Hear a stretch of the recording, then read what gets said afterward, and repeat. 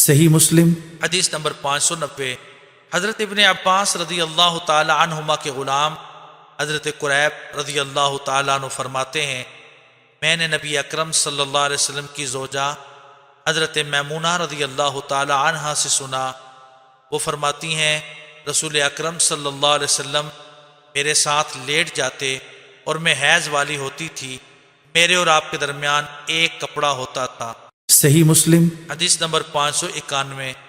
حضرت ام سلمہ رضی اللہ تعالیٰ عنہ فرماتی ہیں، میں ایک چادر میں نبی اکرم صلی اللہ علیہ وسلم کے ساتھ لیٹی ہوئی تھی کہ مجھے حیض آ گیا، میں خاموشی سے نکل گئی اور اپنے حیض والے کپڑے لے لیے۔